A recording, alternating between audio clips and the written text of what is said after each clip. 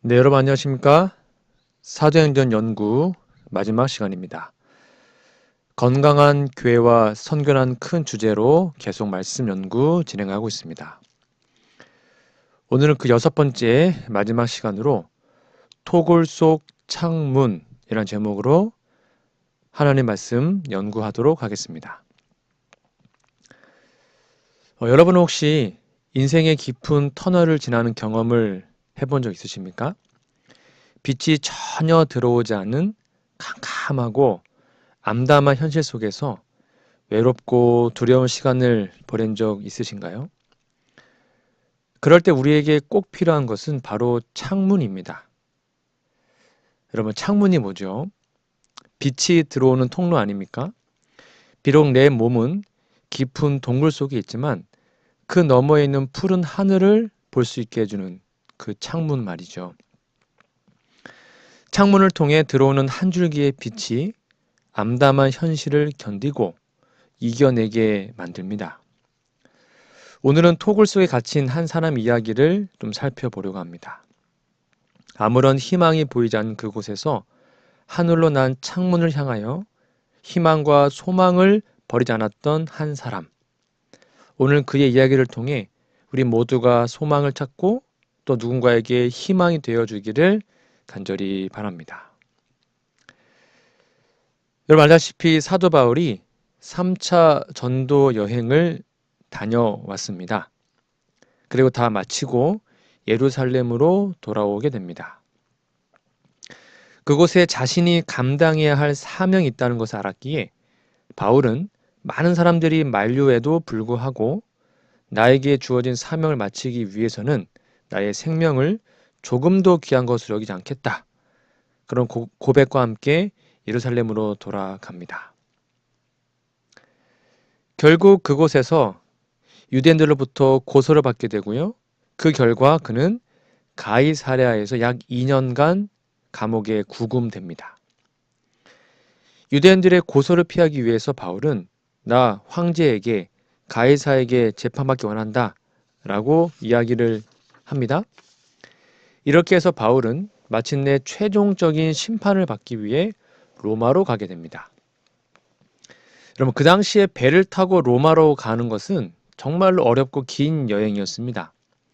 바울은 가이사라에서 아드랏 무데노라는 배를 타고요. 루기아의 무라시에 도착합니다. 여기서 그들은 로마로 여행하기 위한 더 큰 배로 옮겨 탑니다. 왜냐하면 지중해를 오랜 시간 항해하기 위해서는 큰 배가 필요했기 때문이죠. 이렇게 해서 그들이 새롭게 오른 배는 이집트의 알렉산드리아에서 로마로 곡물을 운반하는 운반선이었는데요. 여객선 역할도 해서 무려 276명이나 되는 사람들을 태우고 갑니다. 이렇게 무라시를 출발한 배는 큰 폭풍을 만나게 되고 결국 멜리데라는 섬에 간신히 도착해서 거기서 겨울을 지나게 됩니다. 그 후 봄이 되었을 때 그들은 다시 배를 타고 로마로 출발하였습니다. 그럼 이처럼 로마로 가는 여정은 수개월 동안 이어지는 정말로 길고 힘든 여정이었어요. 그러나 그 과정 속에 바울은 자신을 인도하는 하나님의 손길을 느꼈습니다. 이렇게 해서 마침내 로마에 도착한 바울은 거기서 약 2년간 머물게 됩니다. 참 감사하게도 바울은 후한 대접을 받게 돼요.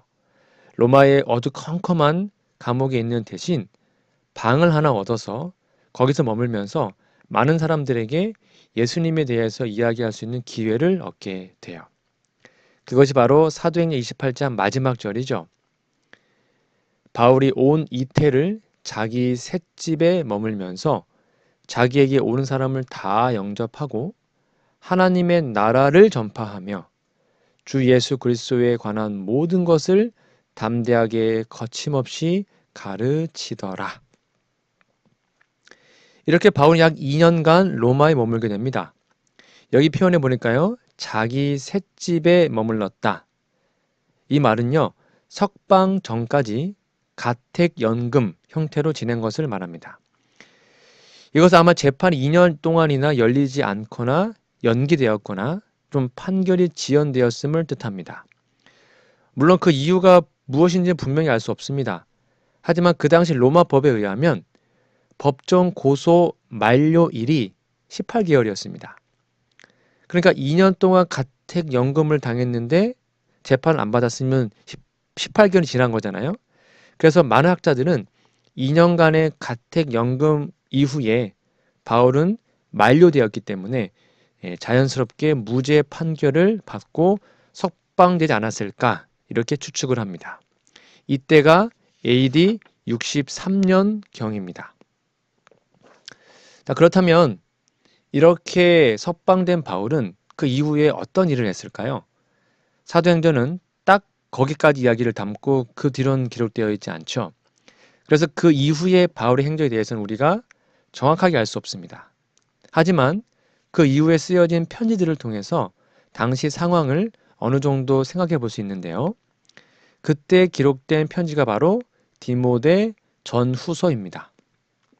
먼저 디모데 전서는 그가 석방된 이후에 마게도냐 지역에서 교회들을 돌보면서 기록한 것으로 보입니다. 그 당시 디모데는 에베소라는 곳에서 목회를 하고 있었습니다. 자기 아들과 같은 그 젊은 목사에게 그의 목회와 교회를 돌본 일에 대한 자세한 기록들을 남겼습니다. 이렇게 마게도냐 지역의 교회들을 돌본 바울은 그 이후 또다시 로마로 송환됩니다. 그 이유가 뭐냐면 그때부터 바로 그리스도인들에 대한 심각한 박해가 시작되었기 때문입니다. 아마 역사적으로 AD 64년경입니다. 로마에 큰 대화재가 일어납니다. 당시 로마 제국 황제였던 네로는 화재 소식을 듣고 휴가를 중단하고 로마에 와서 이재민에게 식량 공급하는 등 뭔가 수습을 하려고 노력합니다. 그럼에도 불구하고 그 불이라는 그 큰 대재앙에 시민들의 민심은 진정되지 않았고요. 심지어 네로 황제가 일부러 불을 지르고 그것을 보며 희열 느꼈다. 이런 소문까지 돌았습니다. 그러자 네로 황제 그 자신에게 향했던 그 비난의 소리와 흉흉한 민심을 수습하기 위해서 한 가지 방법을 선택합니다.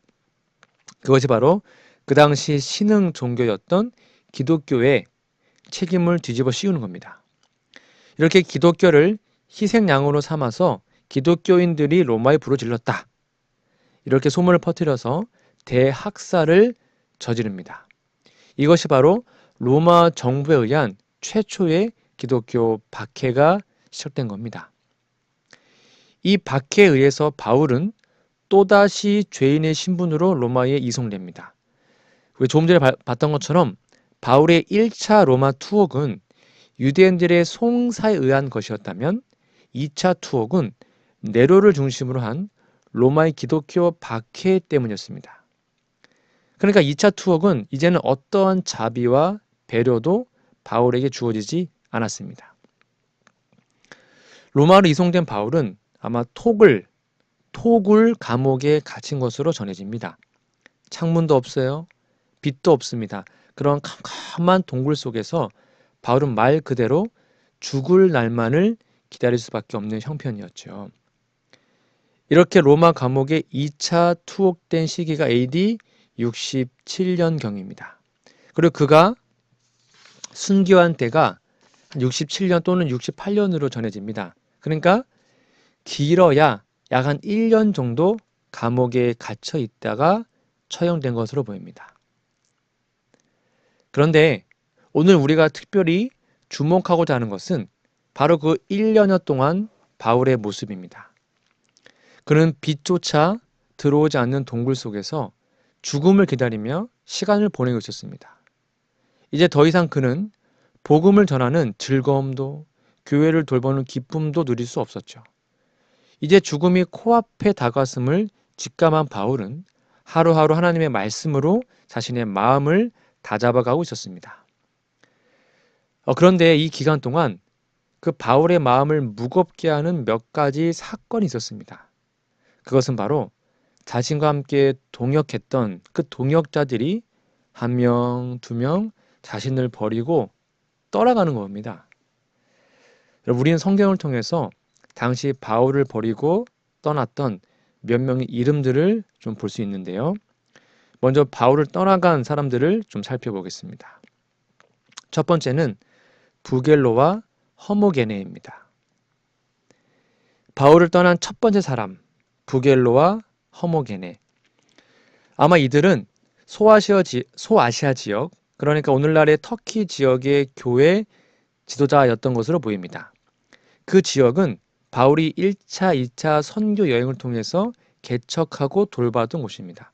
아마 이들 역시 바울을 통해 복음을 받아들이고 교회를 이끄는 지도자였던 것으로 보입니다. 그런데 2차 투어 이후에 가장 마지막 기록된 책, 즉 디모데 후서를 보면 그에 대한 이런 언급이 나옵니다. 아시아에 있는 모든 사람이 나를 버린 이 일을 내가 안 하니 그 중에는 부겔로와 허모게네도 있느니라. 이 표현을 보면 아시아에 있는 모든 사람이 다 나를 버렸다. 물론 실제로 모든 그리스도인들이 다 바울을 버린 건 아니었겠죠. 그러나 그만큼 믿고 함께했던 사람들이 박해로 인해서 아주 많이 신앙을 버린 것으로 보입니다. 그런데 특별히 그 중에서 누가 있대요?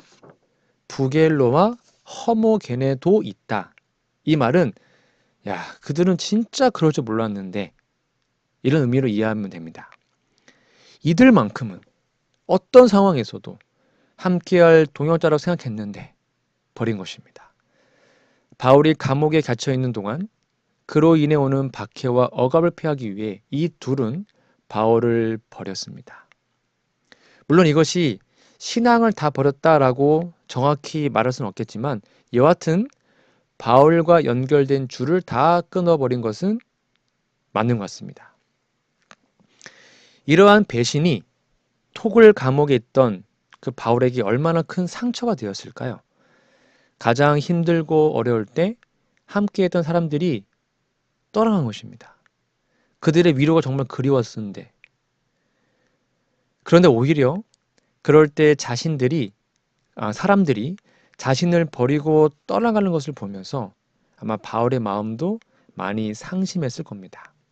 바울도 인간이었으니까요. 여러분, 이제 토굴 속에 갇힌 바울은 예전에 우리가 보던 바울과 좀 달라졌습니다. 무슨 말이냐면 바울도 나이가 많고 노쇠하고 늙었습니다. 그래서 누군가의 도움과 위로가 필요했어요. 우정이 갈급한 것이죠. 그런 그에게 부겔로와 허모게네의 배신은 아마 그의 마음을 많이 아프게 했을 겁니다. 또 성경에 이렇게 기록되어 있습니다. 데마. 이런 배신이 그들만이 아니었어요. 같은 책 디모데후서 4장 10절에 보면 바울을 떠난 또 한 명의 사람, 바로 데마입니다. 데마는 이 세상을 사랑하여 나를 버리고 데살로니가로 갔고 그레스게는 갈라디아로 디도는 달마디아로 갔고. 바울은 여기서 데마가요 세상을 사랑하여 나를 버리고 떠나갔다라고 말합니다. 여러분, 그런데 데마는 어떤 사람이었죠? 여기 PPT에 보시면 바울이 1차 투옥되었을 때 기록된 옥중서신, 거기에 보면 데마가 나와요. 골로새서 4장 14절입니다. 사랑을 받는 의사 누가와 또 데마가 너희에게 문안하느니라. 그러니까 바울이 로마 감옥에 있을 때 골로새 교회에 편지를 썼거든요. 근데 거기 보면 4장 14절입니다. 사랑을 받는 의사 누가와 데마가 함께 문안한다. 이 말은 지금 누가와 함께 데마 역시 옥에 갇혀 있는 바울과 함께 있었음을 알 수 있습니다. 또 하나 있습니다. 옥중서신이었던 빌레몬서 1장 24절에도 나의 동역자 마가, 아리스다고 데마, 누가가 문안하느니라. 여기도 보면 바울은 대만을 자신의 동역자라고 부릅니다. 그만큼 마음을 같이해서 복음을 전하고 하나님의 나라를 기다렸던 그 동역자였던 것이 틀림없어요. 하지만 바울이 2차 투옥이 됩니다. 로마의 기독교인의 박해 점점 심해지자 결국 대만은 신앙을 버리고 떠납니다. 그가 세상을 사랑하여 나를 버리고 떠난다. 물론 이것이 단순히 세상의 쾌락과 즐거움을 위해서 떠난 것으로 단정 지을 수는 없지만 워낙 박해가 심하고 그 당시에 그리스도인으로 특별히 교회의 지도자로 살아간다는 것은 목숨을 걸어야 했던 것이거든요. 아마 너무나 무거웠고 힘들었을 겁니다. 어찌되었든 수년간 바울의 동역자로 살아왔던 대만은 결국 그를 버리고 떠납니다. 바울은 동역자를 잃은 슬픔에 잠기게 되죠. 이렇게 바울은 말년에 토굴에 갇혀 떠나가는 동역자의 뒷모습을 보며 깊은 슬픔과 생각에 잠겼을 겁니다. 하지만 그 캄캄한 토굴 속에 밝은 빛을 비추는 창문이 하나 있었습니다. 아무것도 보이지 않는 캄캄 현실 속에서 푸른 하늘을 바라볼 수 있게 해준 두 개의 창문. 그것은 다름 아닌 끝까지 바울의 곁을 지킨 두 사람, 바로 누가와 오네시모로입니다. 여러분, 끝까지 함께한 사람들 좀 꼭 기억해 주세요. 첫 번째는 누가입니다. 먼저 바울의 가장 큰 도움이 되었던 사람은 누가입니다. 바울이 가이사라에서 로마로 이송될 때 그와 함께 배에 올랐던 사람이 누가입니다. 여러분, 바울은 로마인이었잖아요. 그 당시 로마 시민권을 가진 자들은요, 비록 죄인의 신분이라 할지라도 자신을 도와줄 종들을 데리고 다닐 수 있었습니다. 결국 바울과 함께 누가가 배에 탔다는 것은 누가가요, 바울의 종의 신분으로 오른 것입니다. 죄수들이 가득 탄 그 배에 의사 누가가 탈 이유가 전혀 없었어요. 근데 누가는 오히려 죄인의 종으로서 그를 섬기기 위해 함께 배에 오릅니다. 그래서 사도행전을 누가가 쓰잖아요. 죄 없는 자가 죄인을 섬기기 위해 죄인의 종이 되기를 자처한 것이죠. 여러분, 이 모습은 우리에게 예수님을 떠올리게 하지 않습니까? 죄가 없으신 예수님께서 죄인의 종으로 오셔서 도리어 죄인을 섬기시고 자기 목숨을 많은 사람의 대속물로 주신 그 모습을 우리는 누가를 통해 다시 한번 보게 됩니다. 결국 이렇게 해서 바울은 사랑하는 동역자 누가와 함께 로마로 가는 긴 여정을 시작하게 됩니다. 그럼 그 마음이 얼마나 든든했을까요? 함께 마음을 나눌 수 있는 동역자가 있는 한 자신을 묶어둔 족쇄도 또한 죄인이라는 신분도 아무런 문제가 되지 않을 수 있는 것이죠. 이것이 바로 동역의 힘입니다. 이렇게 로마에 도착한 바울은 그곳에 있는 약 2년 동안 몇 교회들에게 편지를 썼는데 거기에 보면 언제나 누가 이름이 등장합니다. 제가 조금 전에 봤던 데마가 떠나갔다 하여튼 그 똑같은 본문에 누가도 나와요. 골로새서 4장 14절 사랑받는 의원 누가가 라 나와 있고요. 빌레몬서 1장 24절 누가가 너희에게 나의 동역자 누가가 너희에게 문안한다 이렇게 나옵니다.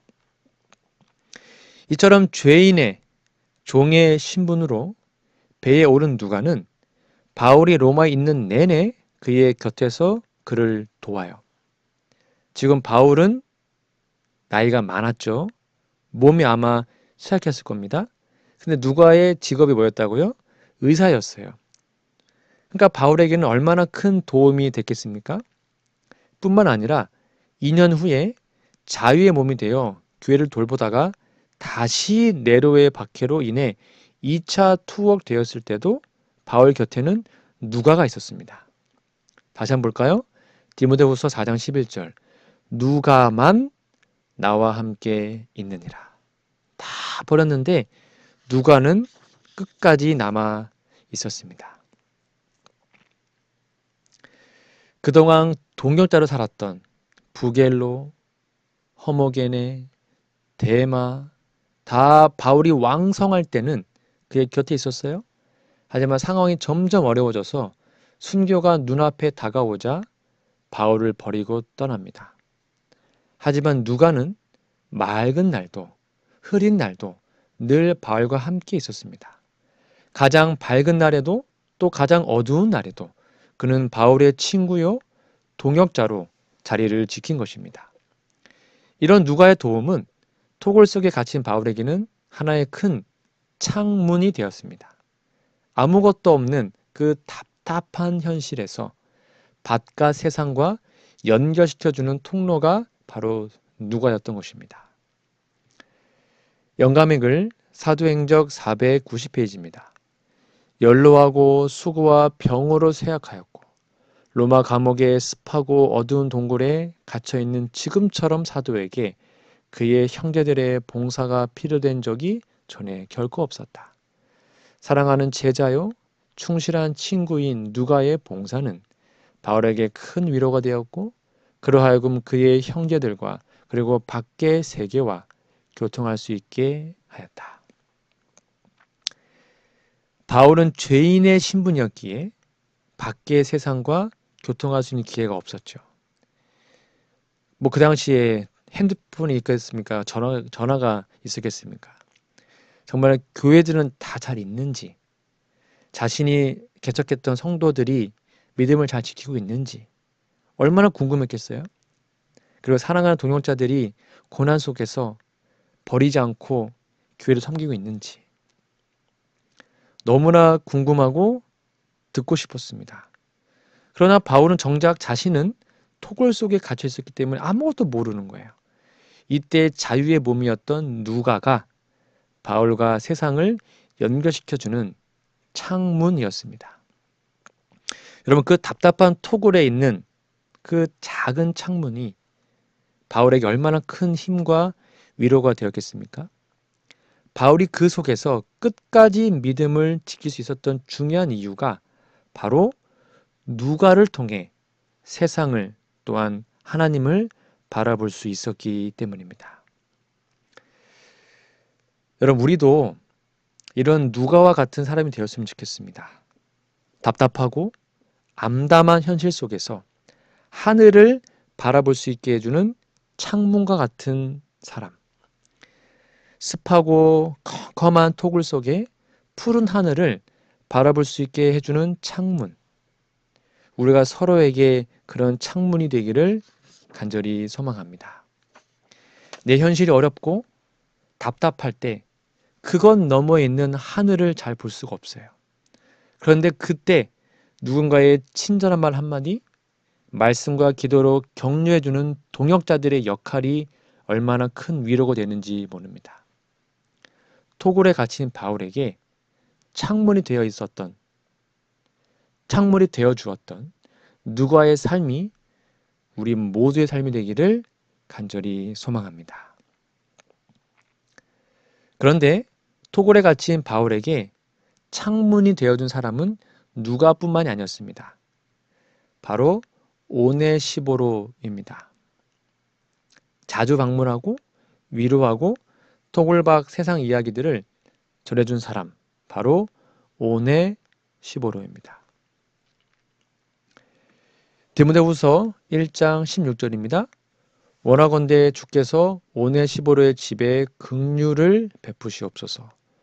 그가 나를 자주 격려해 주고 내가 사슬에 매인 것을 부끄러워하지 아니하고 로마에 있을 때 나를 부지런히 찾아와 만났음이라. 여기 보면 오네시보로가 자주 토굴에 갇힌 바울을 방문하여 격려하였음을 알 수 있습니다. 사실 바울이 누군가에게 격려를 받을 것이다? 이런 생각을 좀 많이 안 해보셨죠?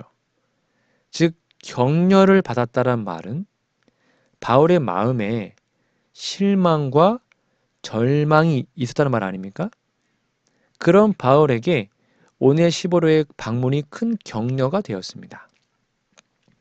뿐만 아니라 바울이 사슬에 매인 것을 부끄러워하지 않고 로마에 있을 때 자신을 부지런히 찾아 만났다고 말합니다. 재미있는 사실은요. 이 오네시보로에 대한 이야기를 하기 바로 전절이었던 디모데후서 1장 15절에 우리 좀 전에 봤던 부겔로와 허모게네, 즉 그들은 떠났는데 그 다음 절 16절에서 오네시보로는 안 떠났다. 이렇게 말하고 있는 것입니다. 영감의 글 사도행적 490페이지입니다. 이 시련의 때에 바울의 마음은 오네시보로가 자주 방문함으로 기쁨을 얻었다. 바울도 표면상으로는 고난과 고통에 무관심한 것처럼 보였으나 동정과 우정을 갈망하였다. 고독과 배반의 때에 그의 성실을 증거한 오네시보로의 방문은 그의 생애를 다른 사람을 위한 봉사로 보낸 바울에게 즐거움과 기쁨을 가져다 주었다. 무슨 말이에요? 바울은 우리가 흔히 아는 것처럼 믿음의 장부였으니까 고난과 고통에 초월한 존재로 보였지만 그 역시 인간이었기 때문에 고독과 배반으로 인해 누군가의 격려와 위로를 절실히 필요로 했던 사람이었습니다. 마치 겟세마네 동산에서 예수님이 제자들의 기도와 위로를 필요로 했던 것처럼 토굴 속에 갇힌 열정적인 선교사 바울은 동역자들의 위로와 도움이 필요했던 것입니다. 바로 이때 오네시보로의 방문은 토굴 속 바울에게는 하늘에서 오는 위로의 빗줄기가 되었던 것이죠. 여러분, 이처럼 우리는 누군가에게 위로와 격려가 되어 주어야 합니다. 아무것도 보이지 않는 그 어두운 토굴 속에서 창문이 되어 주어야 합니다. 바울이 활동적으로 일할 때 많은 사람들이 주위에 동역자로 남아 있었지만 그가 토굴에 갇혀 순교의 날을 기다리고 있을 때에는 많은 사람들이 그를 떠났습니다. 그래야 그렇게 강하던 바울 역시 마음의 슬픔과 실망을 겪게 되었죠. 하지만 그를 끝까지 지켜주고 격려했던 두 사람, 누가와 오네시보로. 이 두 명이 있었기에 바울은 암담한 토굴 속에서도 푸른 하늘을 바라볼 수 있었습니다. 그곳에 난 두 개의 창문 덕분에 그는 영원한 하늘을 바라볼 수 있었던 것이죠. 마침내 바울이 토굴 밖으로 나오던 날, 그것은 석방이 아니었고 죽음을 향한, 순교를 향한 걸음이었습니다. 그러나 오랜 시간 그곳에서 많은 이들의 배신을 겪은 바울.